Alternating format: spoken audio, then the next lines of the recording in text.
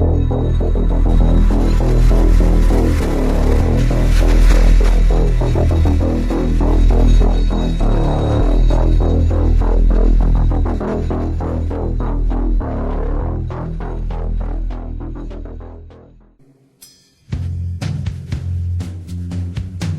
name is Nassine Saps. Let me ask you a question. Has anything ever happened to you that you couldn't explain? That made you feel sort of foolish when you tried to tell somebody about it? Well, if it has, you have plenty of company, as you'll soon see. Hey Rod, it's me. So thanks for sending me your video. And I did actually get your email. Okay, so let's start it.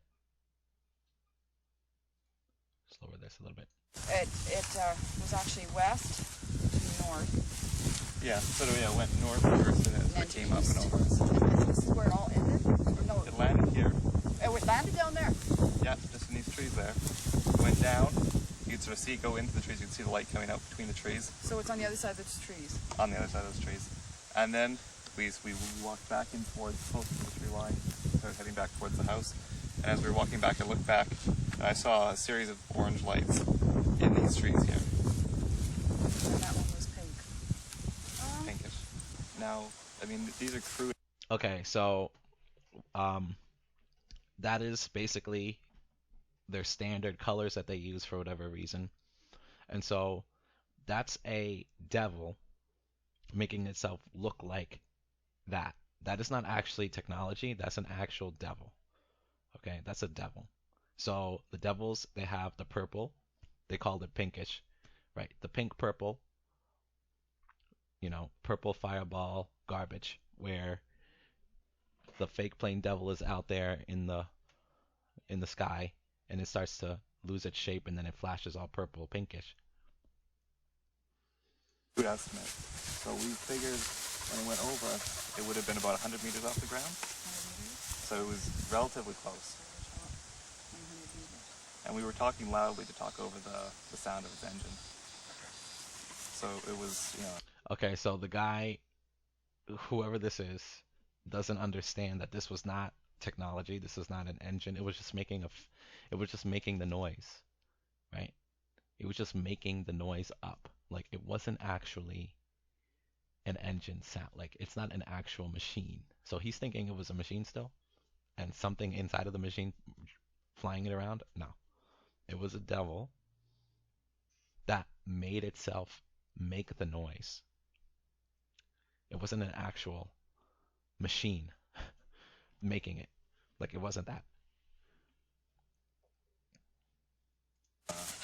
torsional sound. You were able to see underneath? We weren't directly underneath. Oh. It was coming directly towards us, but it sort of swung out Okay. more, sort of up in that direction there. How and then big back down. would you say it was? If you'd stand An here estimate? and like this, bigger, No, it's way bigger than this. It would be maybe even. 60 meters? No, diameter? not that big. No? More like, sort of like from me to, sorry, what's your name? Oh, Rod? Yeah. Oh, how many Sort feet of- would that be? That's About 20, 15, 20 feet? 20. No, actually, Deanna was in the front for the most part, or I was beside her, and we were like shielding ourselves and like trying to get away from this, and we were just walking towards the house, and David more so stayed back because he. So, in my opinion, that fake plane is the same one that was, messing with these people. That's my opinion. I don't know if that's true, but that's what I think. He said he wasn't afraid of them, or he wanted them to like come near us.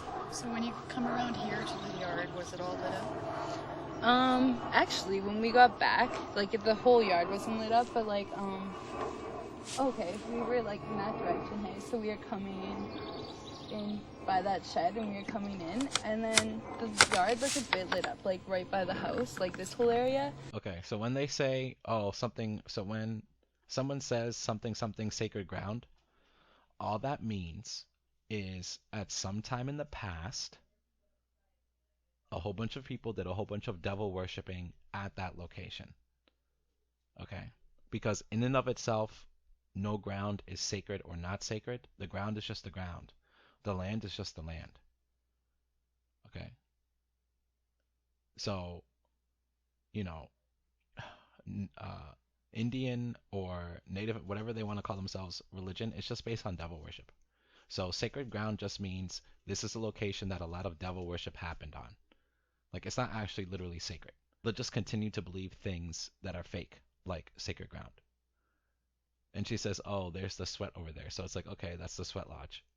Okay, so it's like, okay. And so what is the sweat lodge? So in a lot of Indian, Native American Indian religions, which is based on devil worship, in the sweat lodges, a lot of the times also, they will also do some kind of drugs, right? And then they will have visions, or they'll have an out-of-body experience. It'll be astral projecting. And what's there waiting for them in all of that? That's the devil in there. So that's devil worship. That's a form of devil worship. Communing with the spirits. You go in the sweat lodge to commune with the spirits. What spirit's the devil?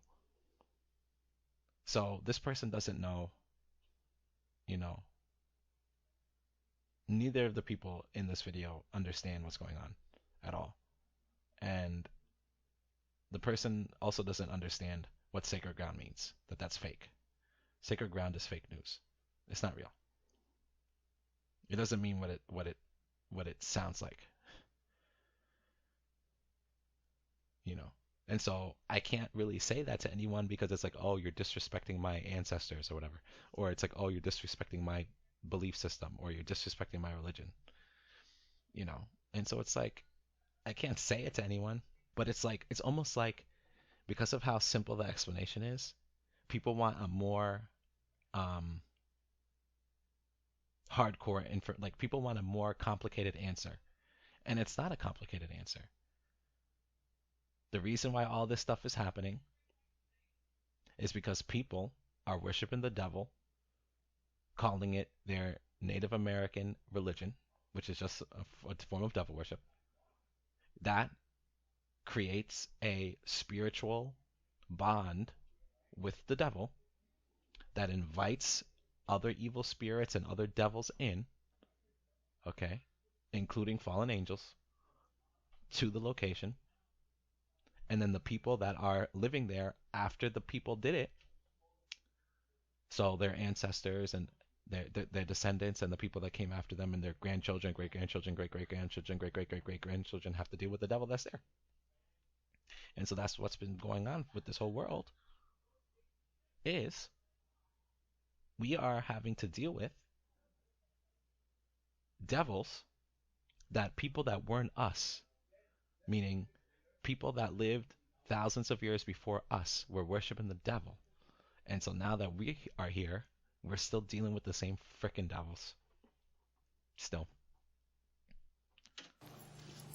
And I Do you think think they'll come back? Well, actually, Okay. Do you think they'll come back? They never left. You hear the fake planes? It's the same shit. This woman doesn't know shit. You think they'll come back? They never left. They never left. They're still there. But instead of being all flashy lights and shit, they're just 1,000 feet up, 600 meters up in the air, pretending to be a plane.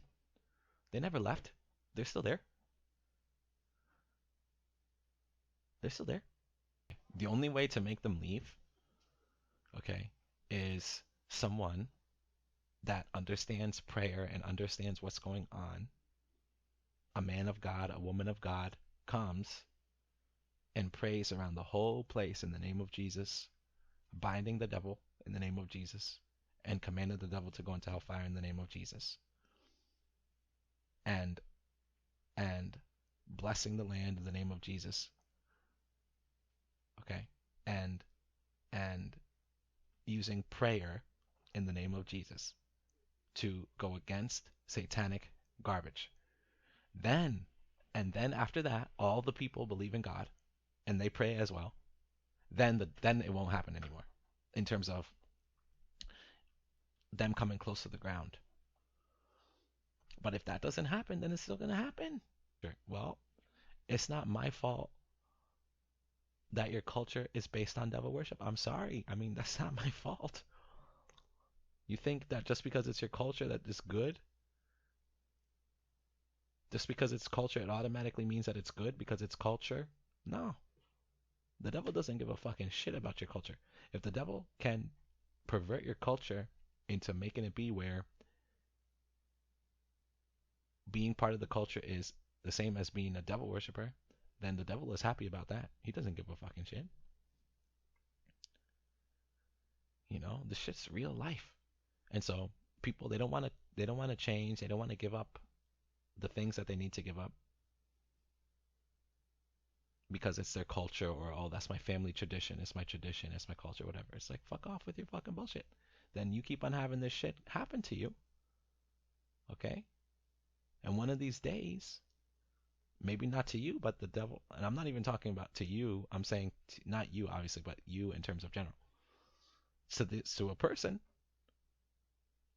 the parents engage in it, and then the children suffer. Because sometimes the devil doesn't go every generation hit. Sometimes he like skips. So the devil will like be there, and then he'll watch. A couple of generations will come and go, nothing happens, and then boom, he'll hit hard. So sometimes the devil does it like that. The devil could have taken all of those people away, kill them, eat them up, and they will never be found ever again. And that's it. You're dead. Eaten alive by the devil. It's very fucking dangerous shit. Devil worshipping, being in a location where a whole bunch of people are devil worshipping, is very dangerous. It's extremely dangerous. I don't think they'd want to like be here. Like, there's no point. Yeah. Cool. No, it's not cool. Okay. It's actually web. No, it's not cool. Oh my gosh. Okay, so I see. Yeah.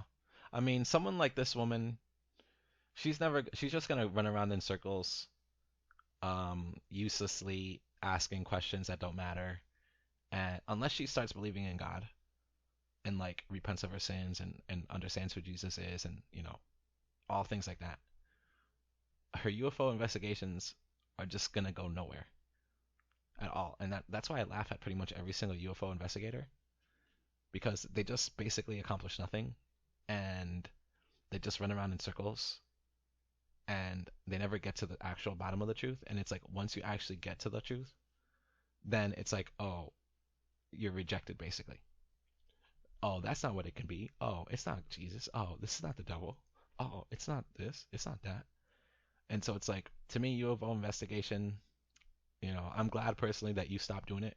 You know, you were smart enough to understand that this is fucking bullshit. So I'm glad that you stopped doing it, you know. But there's a reason why UFO investigators, they end up dead. A lot of them, okay. Or they end up really effed up, you know. I've done my research on these UFO investigators, okay, and a lot of them end up dead in mysterious circumstances. Why? Because they didn't understand that they were going against the devil. And when you go against the devil, you better have Jesus. You better have God. You better know how to pray. You better be right with God. You better be right with yourself. Okay? And you better know what's going on. You better know who the enemy is.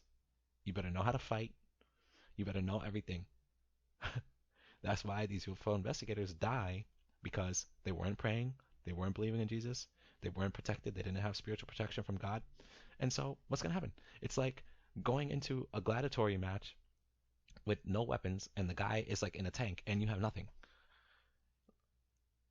And you have like maybe a little BB gun or something. And it's like you're shooting BB guns at freaking tanks. It's like, you know, you're going to die. So, you know, UFO investigation is very dangerous. Okay? The same thing, ghost hunting, all that shit is fucking dangerous shit. That unless God literally tells a person to do it, I wouldn't freaking be doing that. I know already too much about this stuff. It's not fun. It's very dangerous, very scary, and it could freaking take your life. Just like that. Boom, dead. And then what you gonna do? It's not cool. That was dumb how she said, "Oh, cool" at the end. It's like, no, it's not.